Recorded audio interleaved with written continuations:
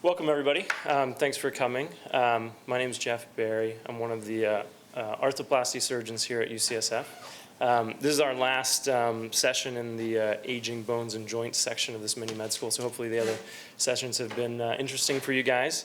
We're going to talk today about some modern advances in joint replacement and rapid recovery, so dealing mostly with hip and knee replacements.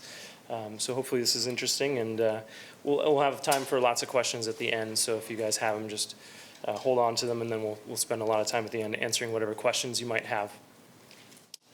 So I don't have anything to disclose for this talk. About me, so I'm actually a Bay Area native. I came from San Jose. I went to Bellarmine for high school, and then I went across the country to Duke for undergrad, and then I've pretty much been at UCSF for the rest of my time, except for 1 year back in North Carolina for fellowship in joint replacements at Ortho Carolina. But I definitely follow the motto of you can stay forever. I've been here and I don't want to leave. So an outline of what we're going to talk about today, just kind of the burden of disease and epidemiology surrounding joint replacements, the basics of hip and knee replacement, and then also what's improved over the past decade in terms of not only the longevity of the replacements, but pain management, the acute hospital stay, some things like DVT prophylaxis or blood clot prophylaxis, and then just reducing risk associated with joint replacements. So just a little question for you guys. What do you think is the most common inpatient surgery performed in the US today?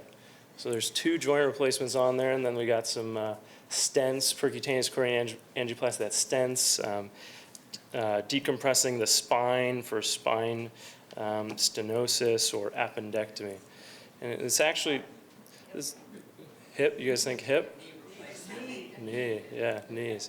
So it's knees. Knees are number 1, and hips is actually number 4. So I got 2 of the top 4 that I do every day. And stents are number 2, and laminectomy, so spine disorders, number 3. So this is a super common surgery that's done in the US. That's a little bit of older data. But arthritis in general is a major cause of disability for US citizens, and about 22% of people have arthritis. And it costs the US a lot of money, not only for healthcare related costs, but also for time if you consider lost work or things of that nature associated with arthritis and the inability to perform jobs. And you can think of it as, up to $2,000 per person in the US is the cost of arthritis every year. The number of joint replacements that's done every year is going up rapidly. These charts are actually from 2007, but we're right on track with those curves, on pace to meet about 3.5 million total knees done a year and about 570,000 total hips done a year by 2030. So we're right on pace with this, and that comes from a couple of reasons. There's increased utilization because we are an aging population in general, so more people are getting into that age range that are getting arthritis, but also the indications for arthroplasty or a joint replacement have been broadening a little bit. So with improvements in technology, we're a little more, we allow younger patients to have it done than we might have in the past because the successes have been so good. And then we also have in the younger population, an increase in obesity, and arthritis is definitely associated with obesity. So with increasing weight, you get increasing force on the joints, and it just doesn't do good for the cartilage. So why do we replace a joint? I think the overall kind of umbrella term that you can think of for arthritis is for arthritis. That's what a joint replacement is for. But arthritis is a very broad category, so it covers a lot of different things. And at its most basic, it just means joint inflammation. And joint inflammation, you can then stepwise go to joint pain as what arthritis is. But it's really a disease of the cartilage, so the ends of the bone.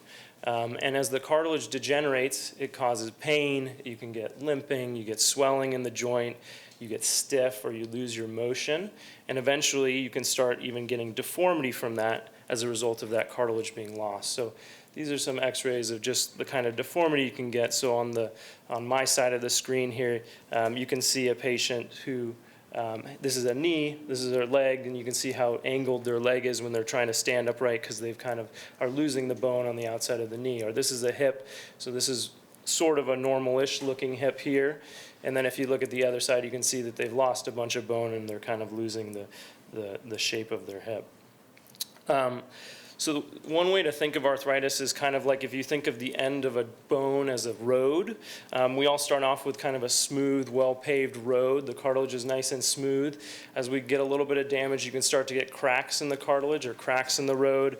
Eventually, those cracks can spread and become potholes where you actually have exposed bone as opposed to cartilage on the end of the bone. And when you get really bad, it kind of just falls apart. And this is really like what a joint can look like when you go in there.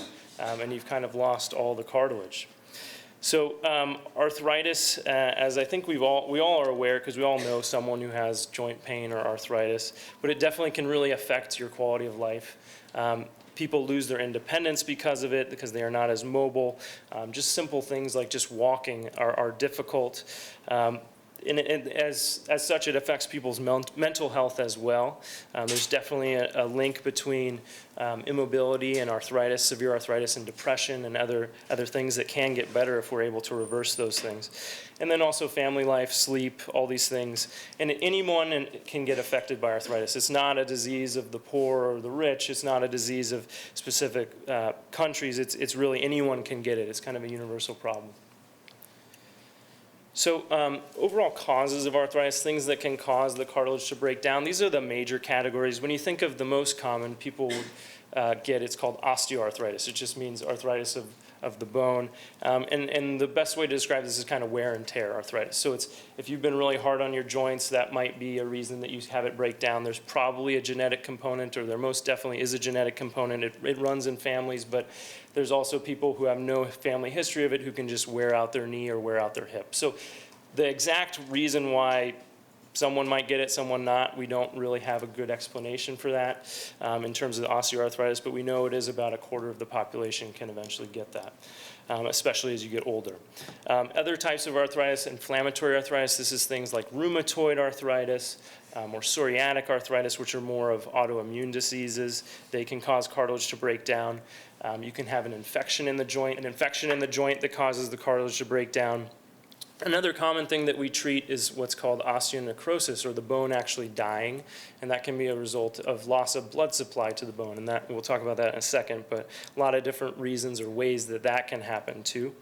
And then there's a smaller group of people who are sometimes the most disabled, are the people with childhood or developmental diseases. So this x-ray is a patient who I've actually replaced both their hips now, but this side is more of the wear and tear arthritis on this left hip, which is probably the result of him using that leg almost exclusively because his right hip when he was born was dislocated, and so it developed in the wrong position, and as such it's kind of never seen the normal stresses, never developed properly, and is quite painful for him.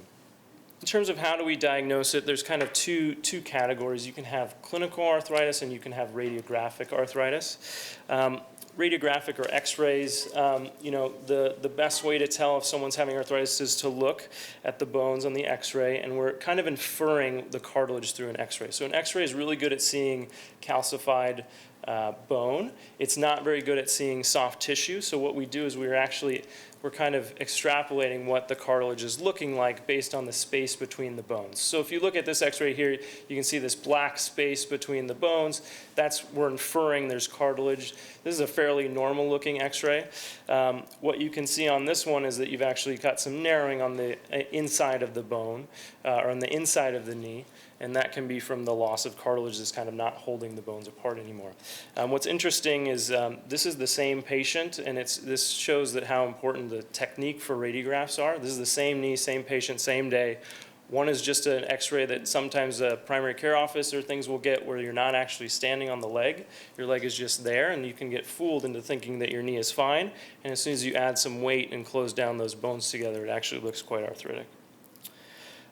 We generally, in terms of in a joint replacement clinic, MRIs are not very helpful for us. We don't really need them because that's not what we're looking for, and we can usually figure out what's going on based on the appearance of the bone and the appearance of the cartilage. So in general, we don't really need an MRI. It doesn't help us, and most of the things that MRIs are looking for, by the time you have arthritis, it's a little, the ship has already sailed. So meniscus tears and things like that, That's just part of the problem with arthritis. If your cartilage is worn away and you're touching the bones together, your meniscus or the cushions between the ends of the bone, they're already gone. So an MRI that says you have a meniscus tear, I can already tell that based on your x-ray. I don't need you to get that expensive test to come and see me. So knee arthritis, this would be kind of a typical pattern is this, we call this varus arthritis. So, or you're losing the cartilage on the inside of the knee. So you can always tell the inside of the knee on an x-ray by where the fibula is. This is the small bone on the outside of the leg. So this is the medial or the inside of the knee. And you can see that this patient has lost the space between the bones. The bones are almost touching. And that would be arthritis. So that's the radiographic picture. Now this person may have zero pain, may never have had any problems with their knee their entire life. And so it's a combination of what do the radiographs look like, and then what is the patient experiencing, or what are they having from a symptom-based perspective? Are they having that pain? Are they getting stiffness? Is it affecting what they're trying to do? At the other end of the spectrum, you can have people with very mild arthritis who have very severe clinical symptoms of pain and disability. And so it's kind of a combination of these two that we have to look into. Hip arthritis is similar to the knees. We're looking at kind of the space between the bones. This person doesn't really have a great hip on either side, but you can kind of see a space between the bone here on this left side of the hip versus on the right side. They've lost all that space. They're getting some cysts in the bone, these little dark circles. The bone's getting sclerotic. That means it's getting hard and it's responding to the bones touching as opposed to having that nice smooth soft cartilage on the end. Again, clinical signs of the hip pain, hip arthritis are typically groin pain. So when people complain of hip pain, that sometimes is very generic and doesn't really tell me much. To me, an actual hip joint or this ball and socket joint is more of a groin pain. So if I kind of, it's more of this kind of orientation of pain, sort of deep. Sometimes people will talk about a C-shaped pain kind of going around the side or in the back, but that's more hip pain. Pain that's kind of down the butt or down the back of the leg, or pain on the side of the hip on the very outside, that's generally not the hip joint and is something different usually. This is an example of inflammatory arthritis. So this would be something like rheumatoid arthritis. You can just tell the x-ray is a little different. It's more destructive in the bone, and you can sometimes get wear of the cartilage in places that aren't really weight-bearing. So in a hip, we expect that the weight-bearing surface, or this kind of top portion when you're standing, is where you're going to get most of your wear and tear. If you're kind of wearing out the inside of the hip towards the middle, that tells us that it's not really a pressure phenomenon or a wear phenomenon. It's more of something's eating the cartilage away. So in this patient, their own immune system is attacking their cartilage and eating the cartilage away. This is kind of a little bit of a dying thing from a joint replacement perspective in orthopedics in general, as a lot of these autoimmune diseases and inflammatory arthritis are much better treated with some of the biologic agents now. So this is kind of a less common occurrence than it might have been 10 years ago. Another thing we treat is people that have had prior trauma. So if you've had a fracture, sometimes that, no matter how well it's put back together, sometimes the cartilage was injured at the time of the injury. And so you can have eventual breakdown. Or in these cases, this patient with the pelvis x-ray there on my side, they tried to have fix a fracture around their socket, around the acetabulum. Didn't work out, kind of failed. And so now you can see that femoral head, the ball and socket, is kind of protruding through the pelvis. The other patient is someone who had a fracture that was fixed when they were a kid, and they've just developed arthritis as they've moved on in life. This is the other one that I was talking about earlier, of avascular necrosis or osteo necrosis. This is, of all the joints that are replaced in the hip, this accounts for about 10% of the diagnoses. So, 85% or so are usually just osteoarthritis, just the wear and tear, and then about another 10% are this osteonecrosis. And this is something that can sometimes happen to very young patients, and it's usually a result of some other insult to the bone that has to do with the blood supply getting to that ball. So the blood supply to the femoral head is pretty precarious, and it's easily disrupted. It can be either from trauma, it can be from steroid use, and this is steroid use in the sense of medical steroid use, can be from HIV, both the disease and also the treatment. Heavy users of alcohol can get AVN, and then scuba divers, if you get bent or you get a bubble, the nitrogen bubbles can cause AVN. And then sickle cell anemia is one that often causes our youngest hip replacement patients because they can also lose the blood supply to their femoral head. So just last week I replaced a 17-year-old's hip because of this AVN issue. Childhood hip disease, we kind of talked about this a little bit, but people born with dysplasia or the hip out of the socket, people with, this is probably someone who had what's called Perthes, where the femoral head has kind of died. It's that AVN phenomenon when you're a kid, and then it kind of regrows into kind of an odd shape. So lots of ways that you can degrade your knee or your hip, but kind of the treatment algorithm is always kind of two categories, and it comes down to non-operative things and operative things. Usually by the time people have come to see a surgeon for this, they've kind of gone through at least some of the non-operative categories. And it kind of, you can break it down into there's drugs, there's exercise, weight loss, there's gait aids or braces that can be used, physical therapy to kind of improve the muscles around the joint, kind of optimize your mechanics so that you're not putting too much stress on certain parts. All those things have a role, and they do often work very well for patients for a long period of time. Of these, probably the the one that's going to help the most is weight loss, believe it or not. That's the one that's consistently shown to be the most beneficial in terms of pain relief and in terms of being able to avoid joint replacements, but it's also one of the hardest. These other things on the right, glucosamine and chondroitin, the evidence for those is pretty poor. I think you guys had a talk by Dr. Lansdowne, if you guys were here, I don't know how many weeks ago, but he was talking about like PRP, or platelet-rich plasma, and stem cells, and all these things maybe in the future have a role, but as of right now, there's very limited unbiased evidence to show that these have any ability to reverse the disease of arthritis, which would be the holy grail for orthopedics pretty much. Steroid injections and viscosupplementation are some things that we can use to kind of temporize.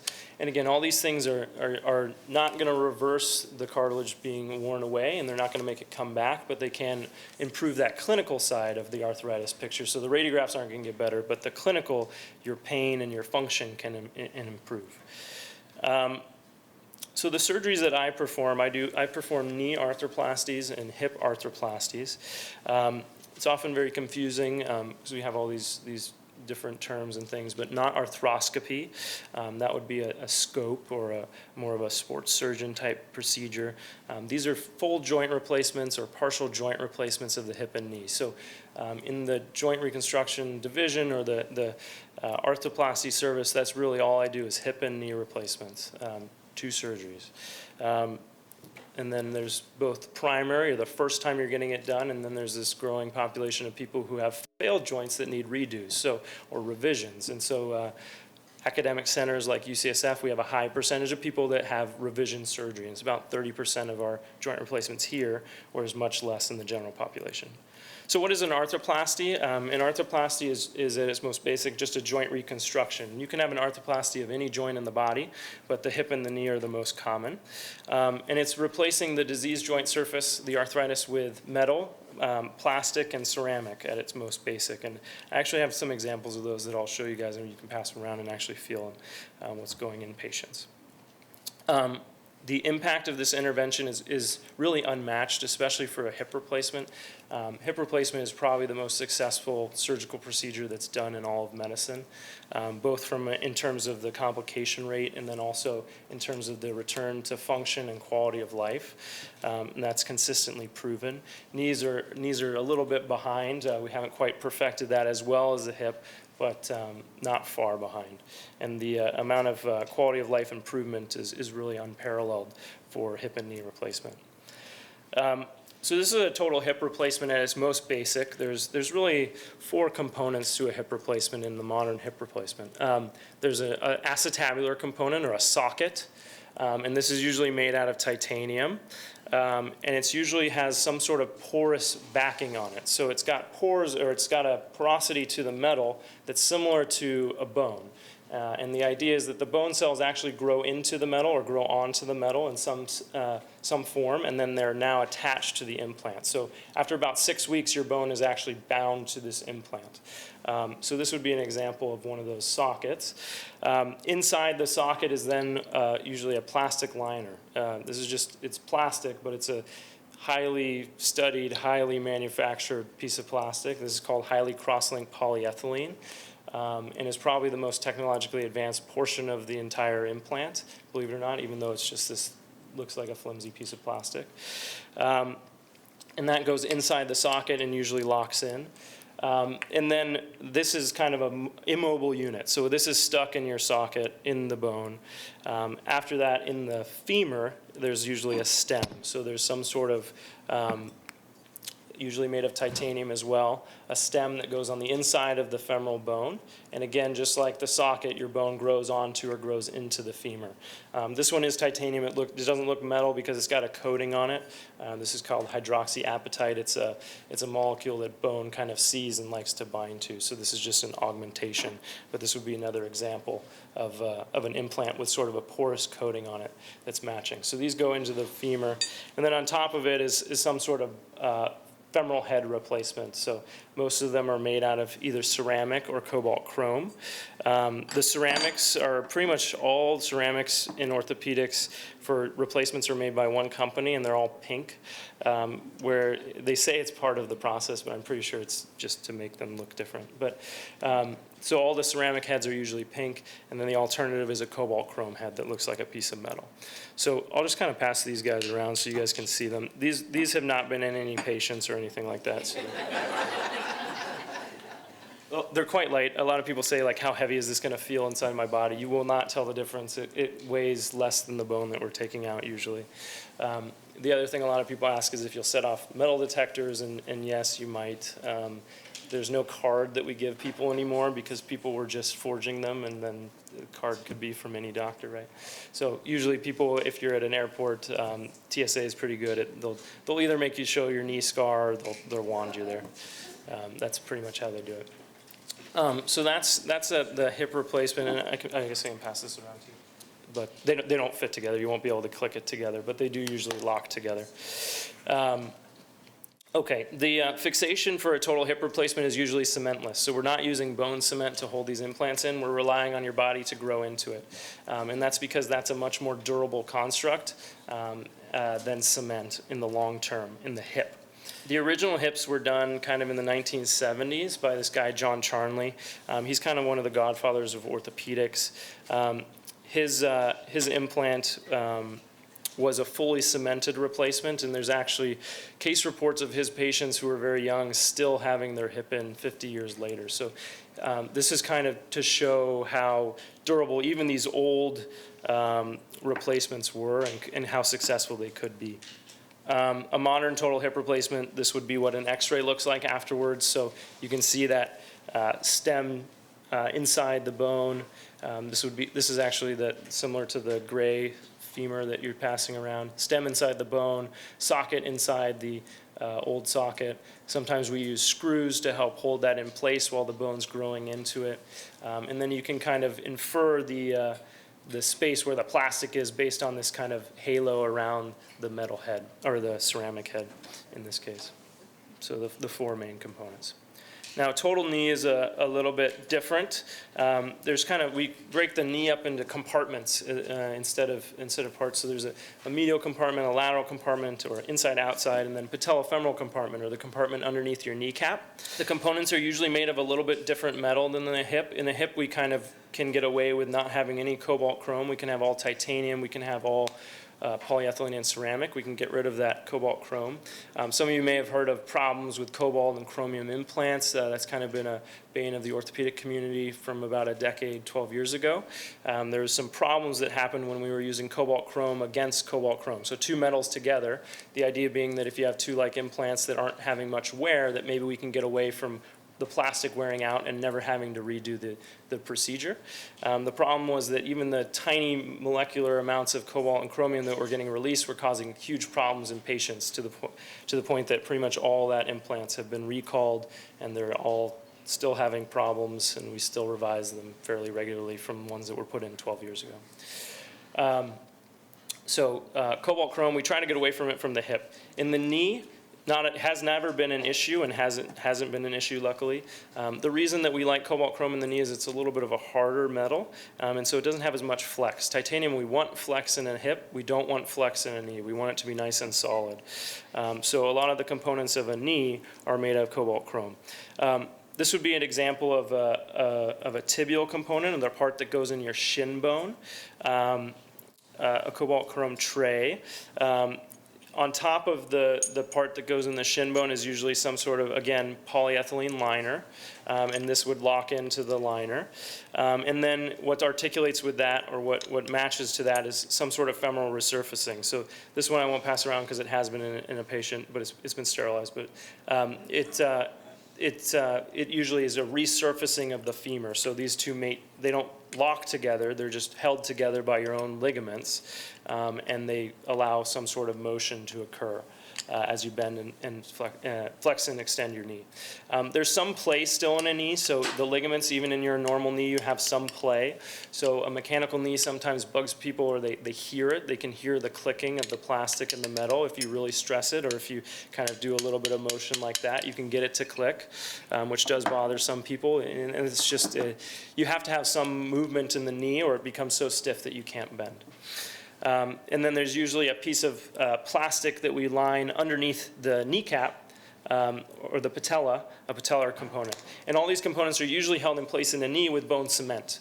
And bone cement is very durable in the knee, and it has to do with the different kinds of stresses and different kinds of loads that are going through it, as opposed to a hip. So cemented fixation in the knee is pretty much the gold standard. There is a growing trend towards trying to do cementless implants, and that is something that's starting to happen in the knee. The idea being that maybe for these very, very young patients, we can maybe get an implant that's going to last their lifetime, as opposed to, even with cemented implants, still 20 to 30 years is about as much as you're going to get. So these would be x-rays of a total knee that's done. This stemmed component in the shin bone is a little bit longer than a normal one, but you get the idea of what it looks like from the front and from the side. So these haven't been in anybody, so I'll pass these around. Other replacements that we do, sometimes we'll do a partial knee replacement. If you've only lost the cartilage in one spot, we can replace just one spot. Pretty limited indications, because usually people, if they're getting wear in one spot, have it somewhere else as well. We can also do partial replacements in the hip of just replacing the ball or the femur side. That's usually done for older patients who have hip fractures, and the reason being that you're putting a metal or a ceramic ball touching your own cartilage, and that can last for a few years, but eventually that metal is going to start wearing through the cartilage and people can start getting problems. So usually that's saved for very sick people who just need a surgery really quick to fix a broken hip or something of that type, and so we don't have to do both parts of it. We can do about half the procedure, so it's a little faster. The number of people that are getting that is going down as we get better and faster. And the partial hip replacement is historically something that's done by any orthopedic surgeon who's on call with a hip fracture, but now we're starting to realize that joint replacement surgeons are probably the best people to be doing it, even for the partial hip replacements. So because we're pretty good and fast at doing the whole thing, we generally try to do the whole thing when we can, unless the patient's very sick. Another thing that we do are things like revising knees. So infection is a big problem. Loosening of implants if you have some sort of instability problem. And sometimes these reconstructions can get quite big, to the point that we're using things like tumor prostheses, where we're basically removing the entire end of the bone and replacing it with metal. This isn't the ideal situation, because it's a lot more stress on the implant, a lot more stress on the bone implant interface, but sometimes we have to do things like that. Same thing for hips. A lot of times there's problems that can happen, and they need to be revised as well. You can see that some of these things are pretty catastrophic. So this would be the socket actually protruded through the pelvis into their abdomen. This patient is someone who, this is actually a hip replacement that was done about 30 years ago, and you can see there was a bunch of cement holding the component in place, and now it's kind of just completely fallen apart. And a lot of times we have to reconstruct with these big reconstructions where we're replacing a lot of bone with metal. So when to choose a hip replacement or when do you get a joint replacement? And it really comes from when you've failed the non-operative treatment options. So just because you've had a week of knee pain and you have some arthritis, we're not going to jump to doing a knee replacement tomorrow. Usually you have to, we want you to try some other things because a lot of people do get good relief from some of these non-operative options for a very long period of time. And if you can avoid the risk of the surgery, that's usually better. Typically, the pain needs to be something that's really affecting your quality of life and needs to be limiting you from what you want to do. If you have a little bit of soreness after you do your 5-mile run, that's not really an indication to have a knee replacement or a hip replacement. And it needs to be something that's really pretty frequent. And then you also have to have that x-ray arthritis in addition to the clinical pictures. So you could have knee pain, but if you have no cartilage loss, a knee replacement is not going to help you. Your pain's probably coming from something else, and if we did a knee replacement, then you'd have a painful knee with a prosthetic knee in it and all the problems that are associated with that. So that is unfortunately more common than we like. A lot of times we aren't able to fully get rid of someone's pain, and that usually has to do with if we haven't been really careful in pinning down what is the pain coming from and what are we actually fixing with a joint replacement. And a lot of times I tell patients that they're going to tell me when they're ready for a joint replacement. I'm not going to tell them. I can tell them when I first meet them that, you have x-ray evidence of arthritis, but you're going to tell me when you can't do what you need to do and when this is really affecting you to the point that you're going to go through a surgery and a not insignificant recovery. Some of the changes in arthroplasty, there used to be this idea that there were certain patients that were too young, that no matter how bad your hip was, no matter how bad your knee was, we're not going to do a joint replacement until you're 50 or 60 years old. And that was because it's kind of a protecting the patient from themselves a little bit and from us, in that we knew that these things had a lifespan to them, and every time you get it redone, it's higher risk, and we don't want people who are in their 60 or 50 that have an unreconstructible joint that's been revised so many times. Now we're getting a little more lax in those restrictions because our techniques are getting a little better, the implants are getting better, and the longevity of them is getting better. And so we kind of have to balance this idea of what is their life going to be like 30 years from now versus what is their quality of life going to be for the next 15 years when they have this terrible joint. There's about a 1% failure rate. If you kind of combine everything together every year, you can say about a 1% failure rate for a joint replacement. For hips, it's probably a little less than for knees. At about 20 years, about 90% of people, if they're still alive 20 years after their hip replacement, will still have the original parts in them. But that's still 10% of those people over that 20 years that may have had an infection, that may have had a dislocation or a fracture or loosening of the implants that have had a revision if they make it to 20 years. And then also there's kind of a change in expectations. A lot of people are coming in wanting joint replacements and wanting to get back to these high activity lifestyles, and that is definitely reasonable, and we don't restrict people from what they want to do, but you do have to understand that it's like a car tire in a sense that it's got a tread or a life to it, and the harder you use it, the faster it can wear out. So if you're doing burnouts on your tires all day, you're not going to last very long, versus if you're kind of being more reasonable in your activities. This is kind of what I was mentioning for that plastic. This is highly cross-linked polyethylene, came out about, it's probably about 15 years ago, and was probably the biggest jump in joint replacement that's happened, and there really hasn't been a jump since the initiation. And the reason being that the old plastics that we were using had a definitive, you could say, every year it's going to wear out this many millimeters or tenths of a millimeter. This highly cross-linked polyethylene is actually treated with radiation, so they radiate it. It kind of joins the molecules of the plastic together and forms these linkages that actually improve the wear characteristics of it. So they started doing this, and it seems like this plastic doesn't wear at a measurable rate in most people for normal activities. So this has really been a game changer from the sense that we don't know for sure because it hasn't been around that long, but we think that even in younger patients, they may be able to get away with this liner for the rest of their life doing what they want to do without wearing out, which would be a big deal. It was historically this problem with the plastics wearing out that led to the whole metal-on-metal problem, or the cobalt-chrome problem, because people were trying to find alternatives to this plastic eroding. And so that kind of led to the disaster that was metal-on-metal. Okay. Other things with arthroplasty, the safety of it has gotten quite good because we're getting better at it. We're knowing what risk factors are. We're knowing what to look out for. There's really not anyone there's no age limit to a joint replacement. It's more of how old are you acting as opposed to how old are you from a numeric standpoint. So pretty routinely, 80-year-olds and up will get joint replacements. Even in your 90s, you can get joint replacements if you're healthy and active enough. Now, hip fracture patients can come in at 99. If you break your hip and you're active enough, you may get a hip replacement. But it's not always an elective thing in that situation. The 1-year mortality, if you look at these patients, is about the same as if they didn't have a hip replacement. So we don't think that we're causing any problems by doing it in older people. We're trying to improve their quality of life without kind of a detriment is what we think. Another change that's happened in arthroplasty, and this probably was spurred more, this was about, I forget when it was, but it was a while ago that they came out with this kind of pain as the 5th vital sign, or there was a big push towards making sure patients' pain was under control. And so the initial reaction from surgeons was, we'll give you more narcotics and we'll give you tons of it, and you'll have your pain button, you'll just click it every time you're having pain, and then you'll be happy and you won't complain about pain and you'll give us good scores. That's kind of what the initial thing was.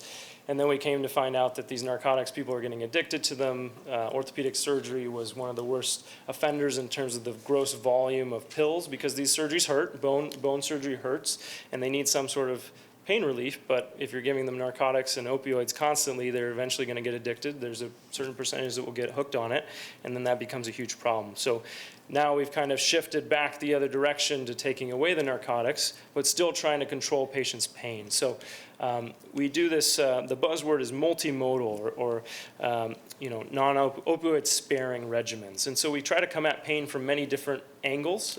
Pain can happen from the side of pain. It can be experienced. You can block pain at the spinal cord. You can block pain up in the brain. You can block pain from a molecular level at the actual end effectors. There's a lot of different ways that all these different things can kind of prevent the experience of pain.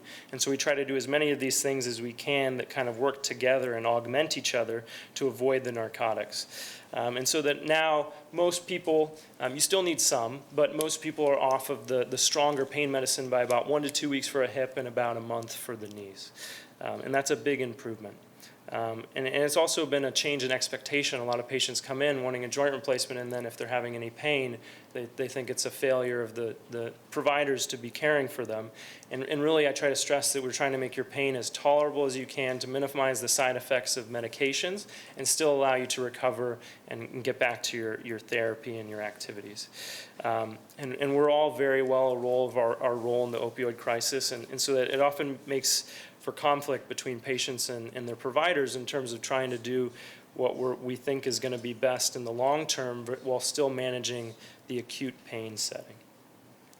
In general, for arthritis, narcotic pain medications are terrible. They don't do any, they're not helpful. So there's a big push from the orthopedic community to try and educate, especially primary care providers, to not start things like Norco or Vicodin or Percocets or Oxycodone, Oxycontin, all that stuff for arthritis, because it very quickly loses its effectiveness, and if anything is going to make you more susceptible to pain and hypersensitive to pain in the long term. So opioids for a long-term chronic pain management perspective, we're starting to understand are very bad. Another thing that's kind of changed is there's a drug called tranexamic acid, or TXA, that's come about around the time of surgery that has pretty much eliminated the need for blood transfusions after a hip or knee replacement, so that less than 1% of people, when they have it, need a blood transfusion. So people don't have to donate blood beforehand. It's just much better for the system and much less physiologically stressful. So that kind of helps us do those older patients. Really, if you can climb a flight of stairs or if you can walk across a parking lot, you're probably cardiovascularly healthy enough to have a joint replacement. That's about the amount of stress that your body's going to experience during that joint replacement. Other things that have changed are things like DVT prophylaxis. So blood clots are historically a big problem in orthopedic surgery, because you get a big surgery, you're kind of lying still for a long time, big trauma to your system, then you're not going to be very mobile afterwards, so there's a lot of problems with blood clots. Believe it or not, just a baby aspirin twice a day we found is one of the most effective things to prevent that after surgery now. It probably has to do some also with our rehab protocols. We're getting people up faster, we're sending people home faster, people are getting back to their lives faster because they're feeling better faster, and so that risk of the blood clot is going down. You know, in the past, people would go home with Coumadin or warfarin, or they'd need these complicated regimens. And not only does that cause problems in terms of if you have a fall, you can get a head bleed, but it also causes problems with stomach bleeds. It causes problems with the wound trying to heal. So all this has been a big change in orthopedics, switching to just, for most patients, just a baby aspirin twice a day seems to be enough to not only pretty much almost eliminate your risk of blood clots, but also avoid some of those worst complications with the higher strength blood thinners. You know, dental prophylaxis is a question that we get a lot in the clinic, and it's around joint replacements. The idea being that with a joint replacement, it's metal in your body, or it's metal and plastic in your body. Your body cannot scrub the metal clean of bacteria. So if you get, you know, you're brushing your teeth, or even just having a bowel movement, you have bacteria that are every day going through your blood system, and it's your immune system's job to clear those bacteria out. If for some reason one of those bacteria gets into a joint and your immune system doesn't get it quick enough and it starts spreading and it gets on a piece of metal, it's never coming off that metal until that metal comes out of your body. So it's a bad issue if you get an infection of a prosthetic joint because we just can't eradicate it. You could take antibiotics for the rest of your life, and that bacteria is always going to live on that metal in what's called a biofilm, and can come back as soon as your immune system drops or as soon as you stop taking the antibiotics. So there was initially this big worry that anyone that had any types of procedures done needed to have antibiotics to avoid those bacteria getting on the implants. We've kind of found that that's probably not the case. Usually it's more problems with the immune system than it is the burden of bacteria from one procedure. So usually we don't recommend dental prophylaxis for most patients anymore. If anything, we say maybe for the first few months afterwards when you're still healing and there's a lot of blood in the joint, but otherwise we kind of have moved away from that. So in general, we're not recommending that, even for dental procedures. The next biggest thing that's changed is kind of the hospital stay. So if you go way back, people after a joint replacement would be put in a cast, stay in the hospital for weeks, just sitting there getting pain medicine. Now it is incredibly different. So now it is you basically walk the same day. If you're doing well enough, you could go home the same day. And most people, 90% of patients, are going home the next day after surgery. And that's home, that's not to a rehab center. So that's another big paradigm shift in a lot of patients' minds, is because usually they're thinking that having a joint replacement, I need to go to a rehab, I need to have a nurse taking care of me all the time, and that's not the case. It's actually better to go home because not only are you a little bit forced to mobilize more, but also you're away from all the other sick people at a rehab center or at a nursing home that are going to get you sick or have you have problems. So people do better when they go home. They may not, it's anxiety provoking, and a lot of that comes down to we have to educate patients and let them know that you're going to be okay. We're always with them. We have all these platforms now to communicate with people, that people are much better and end up being much happier going home quickly. This is a little complicated, but this is kind of the protocol of things that we do for patients to get them ready to have surgery, to get them ready to have the recovery afterwards. And it comes all the way from as soon as we deem you a candidate for a joint replacement, then we have to make sure you're medically optimized. We have preoperative classes where you come and you learn the therapy that you're going to do. You see the floor that you're going to go to after surgery. You meet some of the nurses and the therapy staff. You get your home set up ahead of time to know what you're going to need. Who are you going to need to help you? We get people hooked up on these applications on their phone where you can just message me or your surgeon directly. You can message the care staff. It gives you kind of pings daily with like, hey, if you're having swelling today, that's totally normal. Or by now you should be able to bend your knee by about 90 degrees. Like, how are you doing on that? So all these things are kind of just checking in regularly. And so for the first month or so before and after surgery, we're constantly in communication, and this is like a big life event for you, and we're going to help you through it, even though you're not necessarily in the hospital for every minute of it. So most people are going home post-op day one. They don't even see their surgeon again usually until 4 or 6 weeks afterwards, and that's because that initial recovery period, there's nothing I'm going to do that's going to change it.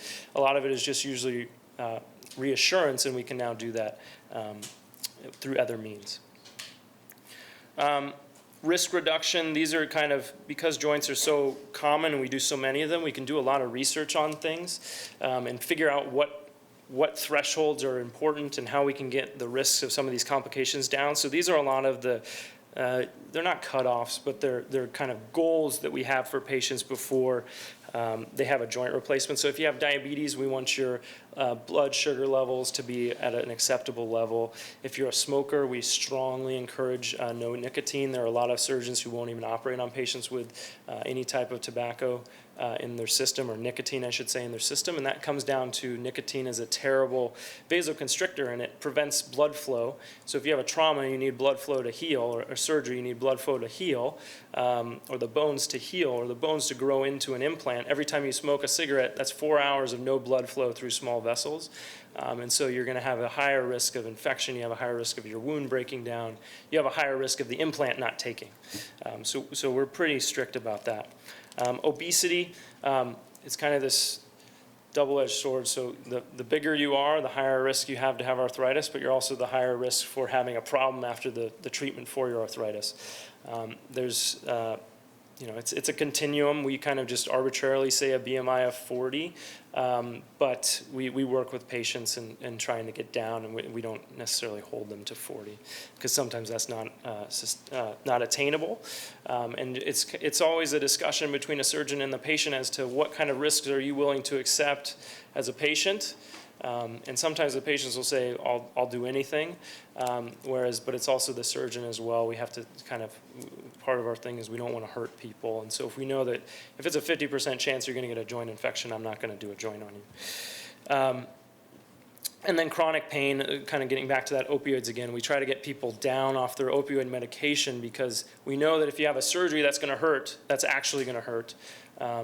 And if you don't have an ability to control that because you're already tolerant of all these narcotics, you're not going to do well. And if you're having too much pain to mobilize, you're having too much pain to do therapy, you're not going to have as good of an outcome after your joint replacement. And then substance abuse. Substance abuse is more of, it comes back to that infection risk. So IV drug users especially, incredibly high rates of joint infections if they ever get a joint placed. And they're also, it's behavioral related things that if you're high on crystal meth and jump off a building and your hip dislocates, that's not a good thing.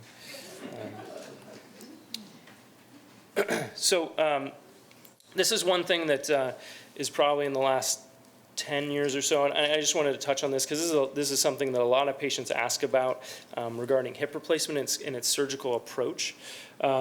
So the historical approach is called a posterior approach to the hip. It's incision kind of on the side of your hip, and we go behind the femur and we replace the joint. That's been the way that it was done in the 70s, and it hasn't really changed much since then, with the exception of now we're getting a little more soft tissue friendly and we're repairing things afterwards, and it's kind of been marketed as this mini posterior approach.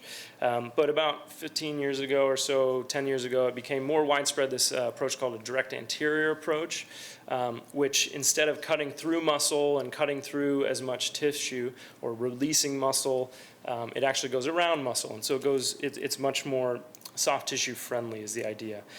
So this would be the approach of a direct anterior hip, where you're going between the tensor fascia muscle and the rectus femoris muscle, and you kind of just move the muscles to the side and you can get straight to the hip. The reason this wasn't historically done is that it's a much more difficult procedure. It's technically more challenging and the exposure is much harder. So we had to develop certain instruments and certain tools to help us do this more reproducibly. And so now it has become more of a reproducible surgery that's what we do. This is what I do for patients when they're able to get it. And it's been shown to improve your recovery in the first 6 weeks. You have less pain early post-op, and we think it has to do with that, preserving muscle attachments, not damaging certain structures. And we also think it might be a more stable reconstruction, meaning that the ball can't pop out of the socket, because it's a much harder position to dislocate from the front of the hip as opposed to the back. So, and I'll show that in just a second.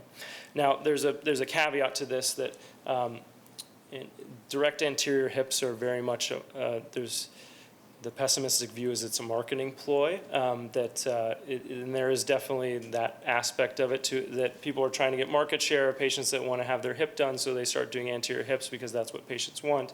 But there's definitely a learning curve to it, and it is a more technically challenging surgery. that involves being trained in it. So I would say if you are going to have it done, just make sure it's someone who does it regularly, because you can have problems like this where patients, this is you haven't seen a lot of x-rays, but you can kind of tell that this is the implant, this is the bone, they kind of miss the mark. And this kind of comes back to some of these new techniques and things. So we have these specialized tables that we use to help get the leg into certain positions to be able to access without having to release so much muscle and things like that. That woman would never need a hip replacement, I don't think. Whereas the older approach, you're usually on your side. It's an incision. So another advantage of doing it from the front is that you can use x-ray while you're there. Because you're lying flat, it's much easier to get x-ray to see exactly where you're putting things. And orthopedic surgeons, we've become very reliant on immediate gratification. We want to know where things are. We want to know exactly where we're putting it, that we put it exactly where we want, and x-ray is a way to do that. And it's just harder to do that when someone's on their side. You can't get it perfect. They're never right in the right position, whereas when you're supine or you're lying flat on your back, we can do that, and we can actually make sure your legs are exactly the same length on x-ray. We can make sure the socket is right in the position that we want. We can make sure it's the exact right size for you. And that's one of the reasons that I do anterior hips, besides the other reasons, is that you can get this a lot easier. Hip precautions after hip replacement is something that's a little bit of a historical thing, but is still the case for people. And hip dislocations happen very frequently, or not very frequently, but it's not an uncommon occurrence.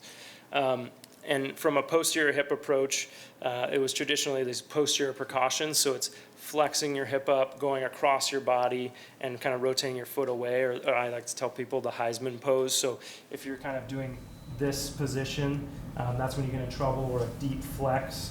Or in a chair, if you have your knees together, that's a way you can risk dislocating.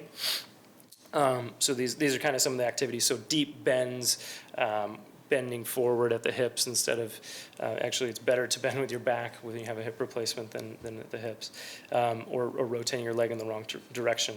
We've gotten away from that a little bit because there's little changes that we've made to the way we're doing surgery, and we're just a little more careful and specialized in how we're doing things, but there's still always these risks of dislocation from the back. We think that the front is more stable. It hasn't really been borne out that much in terms of if you compare an expert who does just posterior hips to an expert who just does anterior hips, the dislocation rate is so low that it's hard to compare. But in the general scheme of things, if you think of all the dislocations, and anecdotally, most of the dislocations that happen are out the back or posterior. And that has to do with the way that you dislocate an anterior hip is much harder. It's more of a rotate your toes almost pointing behind you and then reaching way back. And so most people, when you reach way back, your hips move with you. You can't really do that position. Sorry, it's reaching like way back and rotating your toes behind you, and it's just hard to do that position. So you just can't do it. And a lot of times, even when we're operating on people, when we're testing their stability, it's hard to dislocate their hip sometimes. Like we can't get it out when we're doing it from the front. Other questions and myths about joint replacement, so PRP, stem cells, I kind of mentioned this already. There's some people ask questions about rejection of the implant or metal allergies. Metal allergies it's a cutaneous phenomenon, so it's a skin allergy. It has never been borne out that that's a problem that you can experience from inside of a joint. So it's a little bit of a touchy subject for arthroplasty surgeons because there's never been any objective evidence that anyone has ever had a metal allergy to a joint replacement. There's some case reports in the literature that are probably allergies, but we're talking like 3 or 5 patients in the history of arthroplasty that have been reported on having these severe allergies to metal. So incredibly rare. People that come in saying they have nickel allergies or things like that to jewelry, generally we don't change, but there are implants that are nickel free. It's thought to be nickel that's usually the metal that people are reacting to, and so there are implants that are nickel free, like this one is nickel free.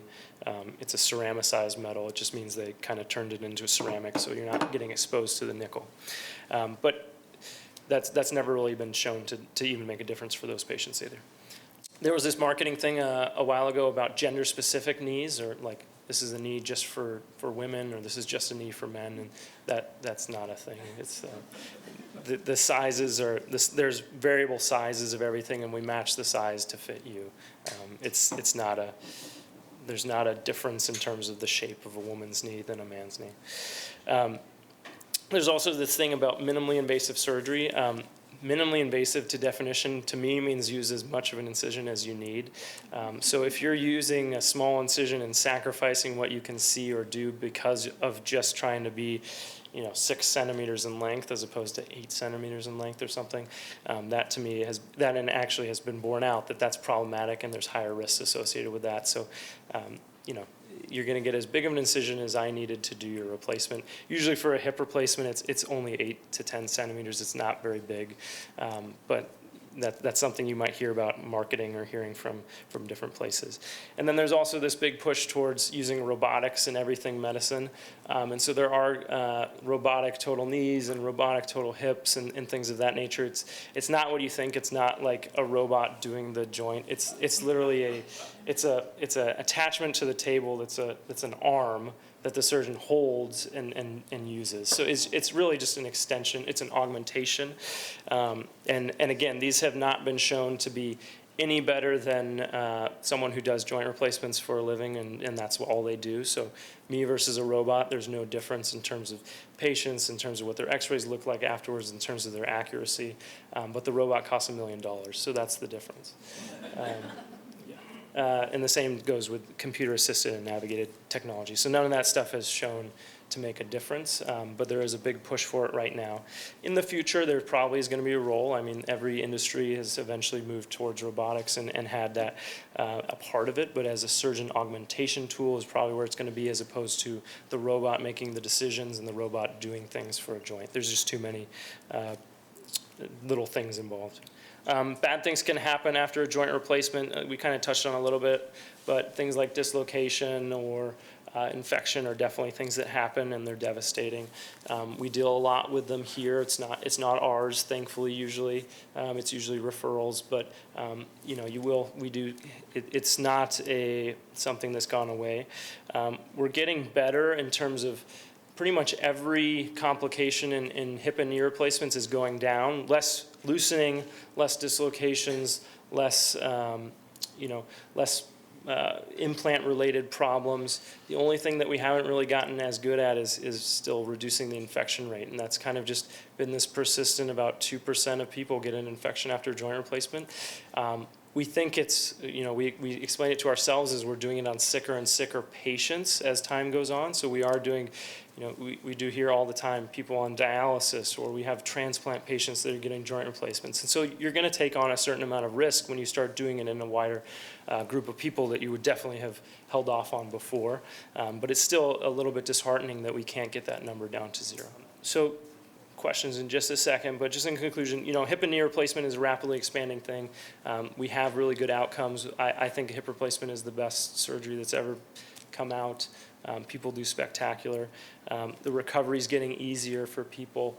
And then there's this idea that we're trying to reduce risk with patients, and it's kind of it's a team effort. We have to be on their side, they have to be on our side, and we kind of reduce the risks that we can, and then accept the ones that we can't change, and just understand that there is this level of a percentage of people that are going to have a problem, and we're going to do our best to avoid it.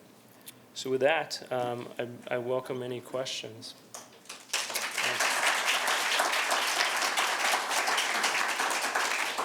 I'll start over here. Sorry, I can't, in the A's hat. Two things. One, I just want to clarify in the question. On the dental procedure, the antibiotics, were you saying, for example, we had a tooth implant?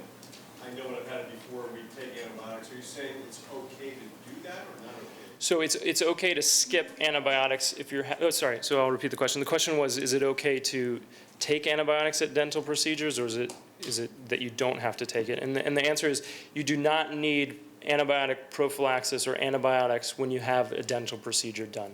So there's no good data that says that if you have a dental procedure done, you're at a higher risk for getting an infection of your joint. So the Orthopaedic Academy and the hip and knee surgeon group has come out with... No, I understand that. Yeah. What about the infection in terms of the tooth? What do you... No, Oh, yeah, yeah. You can take antibiotics. There's no problem. You can do whatever you want for other things, but for the hip or knee replacement, you don't need to take it. So he was asking, can you take it for like for the abscess? Yeah. So the question is regarding cortisone shots, if there's a limit or a life amount that you can get in a lifetime. The cortisone shots are something that the limit comes down to when you're putting steroid in a joint. What you're doing is you're basically knocking out the immune system in the joint, and you're reducing the inflammation in the joint. And so it's that the inflammation comes from cartilage damage, and it releases these chemicals that the body responds to, and you get inflammation, and that's what causes the pain and things. So the steroid's knocking that out. What it's also knocking out when it knocks out the immune system is your ability to fight infection. So when you get a lot of them repetitively, you kind of are really asking to have a problem from an infection standpoint. It's also not good for the tendons and the muscles to be exposed to steroids repetitively because it can weaken them. So you can get problems with tendon ruptures or things like that if you're constantly exposed to steroid. So usually we limit it to about once every 4 months. 3 to 4 months if you're really pushing it. But it can be 3 to 4 months forever. You can have that. There's no like, oh, I've got my 10th steroid, I'm done. You can have that forever. It's just usually the response also kind of goes down with each one. So first time you get a steroid injection, you got kind of moderate arthritis. You might get 6 months of good relief in that joint. You might be feeling good. Second time, it might be 3 months, then it might be 2 weeks, and then it's not going to be anything. So usually you get diminishing returns with each injection. But it comes down to that infection piece. That's the reason that you can't, infection and tendon piece that comes down to why you can't just do it every week. If it's lasting every week, why can't I get it every week? That's why. There's also, we're coming out with more evidence that steroids and things are not great for the remaining cartilage. So if you have very mild arthritis, it might not be the best idea to get a steroid injection because it might not be good for the cartilage that's actually left. In the hips especially, we're starting to understand that hip steroid injections are maybe not a great idea. And that comes down to there's these cases of people that have mild arthritis, they get a hip injection, and then within a month, their hip is just disintegrated. So this rapidly progressive osteoarthritis, and the only associating factor with that is a lot of times steroids. So it's kind of an evolving thing. Some people still get them, and it gives them good relief, and I offer it to patients, and sometimes we use it for a diagnostic thing to make sure it's the hip that's actually hurting. We give you an injection, has the steroid, has some numbing medicine in it. If your hip's numb, you have no pain, your pain's gone, it's probably the hip that was causing the pain. It's not your back. So sometimes it's useful test and a useful thing, but it's in our toolbox, but becoming a varying utilization of it, at least for me. Yeah. We'll start back here. No, it's not general. So the question was about ballet dancers and people with high ranges of motion, how that affects their hips, and I'm guessing their chance of needing a hip replacement in the future. And then the other question was, when we're putting in these implants, is it a gentle thing? And the answer is definitely no. It's a very barbaric surgery. We're using saws, we're using mallets, we're hitting things as hard as we can. It's a very brutal, like it's a physical procedure. So one thing that's becoming a bigger thing that we have to tell patients about is we used to put everyone to sleep. Everyone would get a general, you're asleep, you're not going to say anything, you're not going to know anything that's going on during surgery. We now do more and more, we try to do patients with spinals, so they're just numb from the waist down, and then they get some medicine that they're kind of a little bit out of it, but some people aren't completely out of it, and so they'll still hear what's going on, and it sounds like a construction site, and so it's disheartening when you're hearing bam, bam, bam, and you're getting shook, and you don't really know what's going on, so it's a little bit of a problem. But yeah, it's very brutal. To the ballet question, there's not really an association with certain sports later developing arthritis. There is, I'll step back a little bit, there is an association with certain inline sports, so like hockey, soccer, things like that, where you're kind of more inline and developing what's called a CAM lesion or femoral acetabular impingement. And we think it might be a developmental change in the shape of your hip. Those people may be more prone to arthritis, but we don't have, it's kind of a more recent thing that we've kind of are describing and seeing, so we don't have the longitudinal ability to say this caused this. It may just be we're seeing it and it wasn't the cause. But for ballet dancers and things like that, I do worry when I do a hip replacement for someone who's like a yoga instructor or a big ballet person, because if they are very flexible, they may be able to get into those positions to get in trouble with the hip coming out. And so sometimes we do a little, there's some different implants and things that we can use that make it harder to dislocate, or but that's a little bit of a different discussion. Yeah, good question. Yeah, so the question is, are glucosamine and chondroitin do they have any like preventive power or treatment power? And the answer is, in dogs, yes. In humans, no. So the most of the studies were done on animal studies, and they actually, in dogs, if you give dogs glucosamine and chondroitin, their arthritis gets better, they have no pain, they do really well. And it kind of comes back down to the same thing as, like, we've cured cancer in mice. Like, we could cure any cancer in a mouse, but we can't in humans yet. So there's certain things that we just don't understand about the human biology, and it's the same kind of thing with that glucosamine chondroitin, that we don't have. It doesn't seem to have the same effect. Now, anecdotally, people swear by it, and so I would say if you're taking it and it's working, I'm not going to tell you stop taking it. But if you're not taking it and it's going to be a financial burden to you to take it, I would recommend against it. The question is, if he had a hip replacement 14 years ago and was getting x-rays for about 4 years but hasn't since then, should he come back and get it checked? I usually tell patients that the times that I would get an x-ray are at, the initial post-op visit at about a month, and that's just to get a kind of baseline, make sure everything's kind of settling in and growing in correctly. The next time I would get an x-ray is at 1 year, just to see that initial period. Are you having any wear and problems, or am I seeing changes in the bone that I'm worried about? And then after that, it's kind of more variable. So usually I'll say every 1 to 3 years you should be getting an x-ray. And the reason is, and that's forever, is for 1 to 3 years. The reason is that most problems that happen with a hip replacement in terms of loosening, in terms of wear, we can see them happening and we can intervene before it becomes a catastrophe. So if you wear through the plastic and you start having that ceramic touching the metal, it just blows up the hip. It's a really bad problem. Whereas we can usually see that plastic getting thin, and you may not be having symptoms from it, but we can say, hey, that's getting really thin. We should probably switch that plastic out. And that surgery is much easier than having to go replace everything in the hip. And so for that reason, I would say it's probably a good idea. Now, you can probably space it out to every 3 to 5 years and things like that. And we may find out that this new plastic is so good that if you haven't worn in 5 years, you're good for 50. That's what the data is actually looking like it may be, and so that might change. But for now, we still recommend people get seen regularly, especially for knees.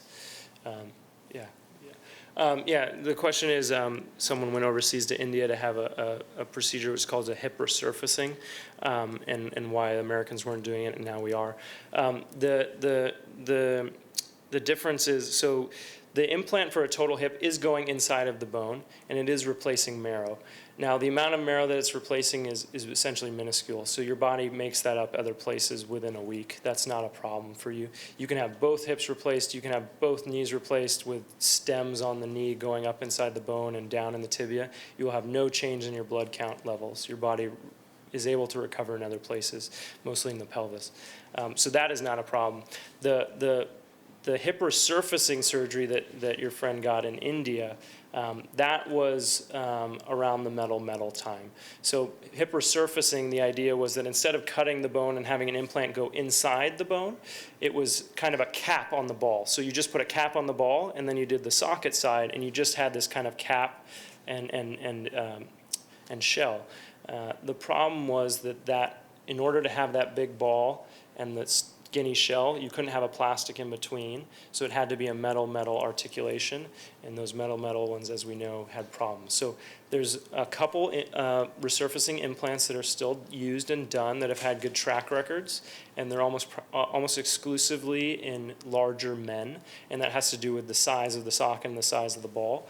But pretty much anyone else, those implants have been recalled, and we generally don't recommend them anymore because, again, we've gotten back to this new plastic that seems to have no problem and seems to be lasting very long, that we don't need to have those metal risks. We can get the same outcome with a less risky procedure.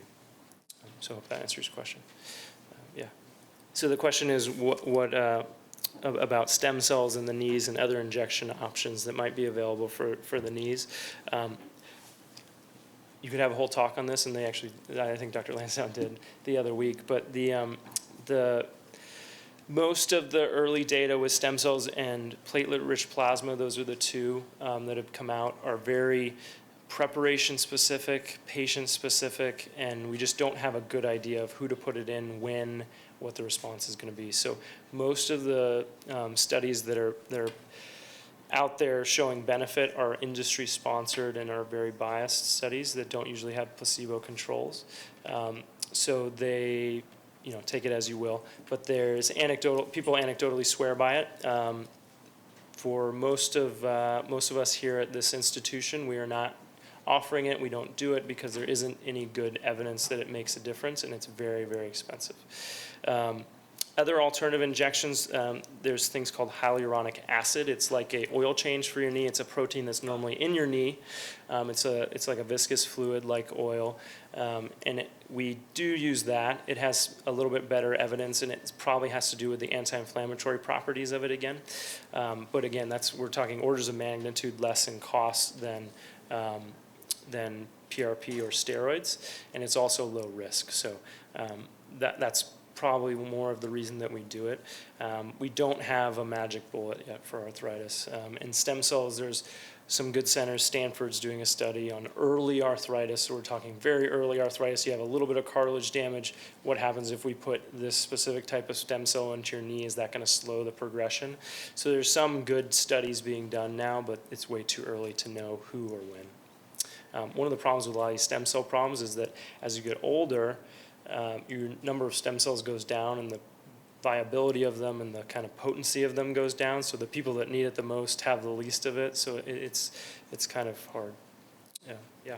The question was, for we call it wear and tear arthritis, but some of the other lecturers, and it is true that we don't have a direct correlation between if you ran 300 miles in your lifetime, you're going to get it. It's not kind of that direct correlation. I think wear and tear is a little bit of a simplification in all honesty, and there is there's definitely a genetic component to it, and we don't know what it is. It's probably a ton of different genes that have to do with your cartilage structure. We know that a lot of people that get arthritis also have what's called crystalline arthropathy, which is like pseudogout or calcium pyrophosphate crystals that kind of deposit in the joint that's bad for the cartilage. So there's a lot of different things that go into it. But you're absolutely right that activity in and of itself is actually healthy for cartilage. So cartilage gets its food from loading. So as you load it, it pulls water and the fluid from the joint into the cartilage, and that's how it remains healthy. So if you look at a marathon runner's knee versus a couch potato's knee, the marathon runner has more thick, healthy cartilage, even though they're using it and wearing it more.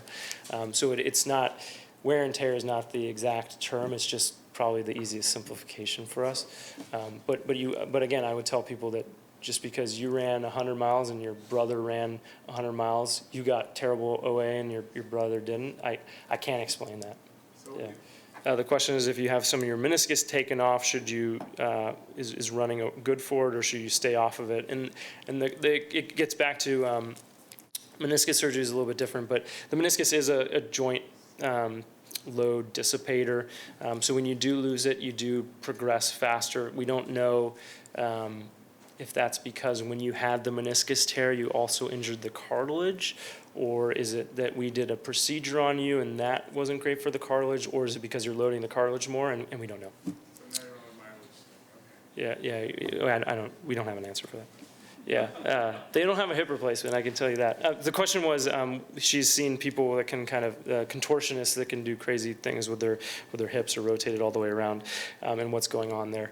That's almost undoubtedly not a hip replacement. It's probably a normal hip that just has crazy laxity of the ligaments. So there's ligaments and tendons all around a joint, and you can get, certain people have genetic conditions where those ligaments are very stretchy or elastic, and they can just get stretched to incredible proportions, and then you can get these crazy positions. But I would never do a joint replacement in that person probably, because they would dislocate. The mechanical joint just doesn't have the same stability as your native joint for the hip. The question is, what causes scar tissue after knee replacement, and how do you prevent it? the simplest answer is that, so scar is your body's response to trauma, and everybody has a different kind of scar building capacity. We know that in a knee, for example, that if you don't move it after you've had a trauma, you will get stiff. And that's because the scar tissue is forming. And that if you come out of surgery and you start bending your knee fully all the way out and all the way forward, you're not going to get scar tissue that forms, but that's often very painful. And so there's this, the thing is called, it's called arthrofibrosis is the term for it. And it is, again, it's one of these things that we don't have an answer for you. I can't tell you 100% for every patient why they get it, but some people are just predisposed to it. So if they have it on one knee, they might get it on the other knee. And then there's a lot of factors that go into it. After a knee replacement, some of it could be the knee's not in correctly, that you're having pain because it's not balanced or it's unstable. You could be having tracking problems with your patella that make it hurt when you bend. So then you don't bend, then you get stiff. Other reasons might be you have an infection actually, and that's why you get stiff. Or you're just someone who, a lot of people, when they form scar, their scar becomes almost like bone. And those people are very hard to treat. Yeah. Sorry, I don't have a perfect answer for you because there isn't one yet. Yeah, go ahead. Yeah, the long-term data is really hard because the average age of someone getting a joint replacement is in the mid-60s. So, you know, you're already selecting for a different population when you start getting these super long follow-ups. So you're selecting a population that's younger when they had their joint replacement and usually more active as a result. So there is a little bit of a difference in terms of what their longevity might be versus someone who's 80 years old and just kind of is doing daily activities as opposed to running on it or you know, hiking, doing stressful activities. So it's a little bit of a hard question to answer. The 30-year data is about 80%, so it stays pretty high, but it tapers off the longer you go. It's the biggest failure rate is in the first few months. And that's from things like infection and problems like that. They're usually more patient-related issues. So if you're a dialysis patient who has diabetes, who had a transplant and all these other things, you're set up for an infection, that's usually going to happen early. But there's a kind of a curve that just doesn't ever flatten out, that you're kind of always going to maybe have to have it revised for some reason or another. What is the difference between hyaluronic acid and hyaluronan? I'm not sure. I don't know. I'm not sure. I don't think that, actually, is that the brand name for one of the injectables? That might be what it is. I think that's a brand name. Yeah, it probably is. Yeah, hyaluronic acid is the, what's that? Yes. Yeah, sometimes. The hyaluronic acid is the generic term. It's called Euflexa or Synvisc, or I think Hyaluran is one of the names for it. Those are just the brand names for the same molecule.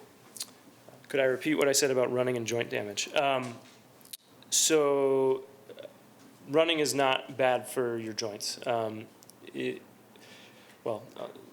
back up a little bit. Running, so loading your joints is healthy for the cartilage, and your cartilage thrives when it's being repetitively loaded. Now there's an extreme to everything, right? So there's a certain point that if you're pushing through the normal amounts that the cartilage can take, that it becomes bad for it.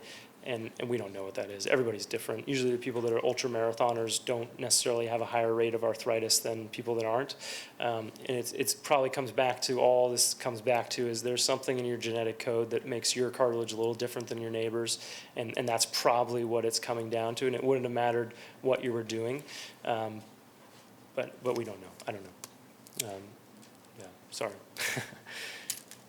Her question is about hip resurfacings and if they're if they're lower cost and things like, what's the long-term effects? Hip resurfacing is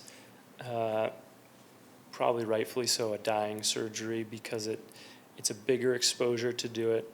You have to have a huge incision to be able to get the femur exposed without damaging the blood supply to it. And so it's a much bigger operation and actually a harder recovery than hip replacements now.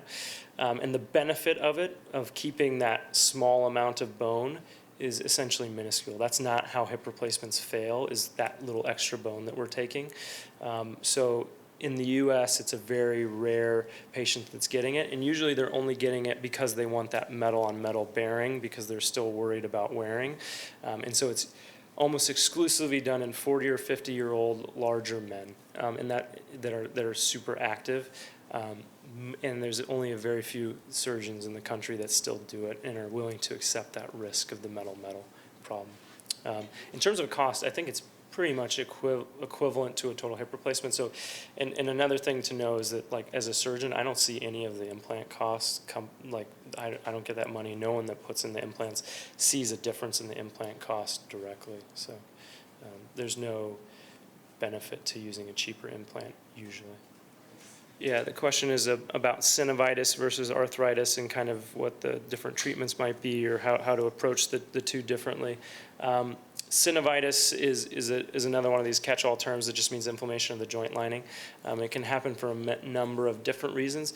Typically, when you think of synovitis, it's more of a reaction. It's probably more in that inflammatory category of symptoms. So sometimes it's coming from like a crystalline arthropathy, like a gout or a pseudogout. Sometimes it's coming from a rheumatoid or something like that. It's very rare to have a specific disease of the synovium, and those are usually actually in the category of like tumors. And so that in of itself is sometimes a different thing.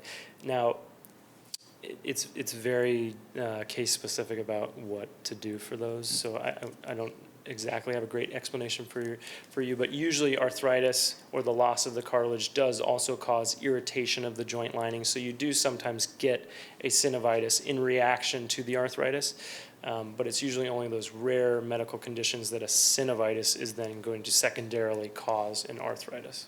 Yeah, I mean, so the question is, someone was saying that the synovitis is more the cause of the pain than the arthritis, and maybe I don't have an answer for that, but I mean, it all comes down to like what's causing the pain. Is if you're really specific about it, the pain is coming from inflammatory cytokines that are coming out of the cells that are then affecting the pain receptors. And so if you really want to get down to it, yes, the synovitis is probably causing the pain, but what caused the synovitis? Maybe the arthritis. I don't know specifically for your case. The question is, how do I make sure the legs come out the same length? For the knee, it's not a problem. For knees, it's not a problem, and the reason for that is that the ligaments on the side of your knee, the MCL and the LCL, and a lot of the stabilizing structures, we don't touch. And so those are what are kind of dictating, we're putting your knee into the same tension that you started with, and so those ligaments are going to define your length.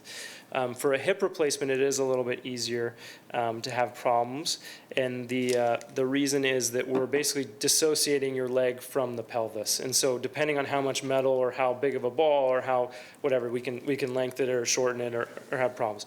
So that goes back to a little bit one of the reasons I do it on anterior approach with supine is that I can take an x-ray and I can look at your other side, or I can look at your pre-op x-ray, and I can then match you to exactly where you started. So we can actually get a film and kind of draw a line across the pelvis, make sure your pelvis is flat, look at both femurs, make sure they're the same length. So we can do that kind of fine tuning. In surgery, if you're not using x-ray to do that, there's other techniques of doing it. It has to do with how much you resected, replacing exactly what you resected. So there's tricks to doing that. There's a tension to the leg that if you lengthen it, it starts getting tighter, so you can do certain maneuvers to see how tight the leg feels. And then there's other things, just kind of measures that you can do feeling the patient's leg. But it's a little bit more of a nuanced art if you're not using some sort of objective measure. And that's why I like the x-ray. The question is, do insurance companies ever turn down hip or knee replacements? Yeah, they do. It's usually, so with like Medicare, for example, Medicare has very specific criteria of what you need to have tried or what you need to have documented being tried or what needs to be present to be qualified for a hip or a knee replacement. So that's a pretty easy one. Some of the private insurers do have different thresholds and different criteria, and a lot of times it has to do with the patient's age and things like that. But it's usually not I wouldn't see that as necessarily a bad thing. Usually they're trying to make sure that we're not doing a replacement in someone who doesn't need it, but it can go too far sometimes. But usually it just has to be the doctor kind of talking to the insurance company as to why we think it's recommended. if someone's lost their MCL, their medial collateral ligament, is that a contraindication to a knee replacement? The answer is no. There's different types. It's a contraindication to doing a normal knee replacement with the implants that I was showing you guys, but there are different implants that are able to replace the ligaments of your knee and take on some of that side-to-side stress. So it's not a problem. I'm doing 2 of them tomorrow. Yeah. Okay, so I will take a couple more questions maybe outside if you guys have some, but thank you for coming, and I hope you guys enjoy it.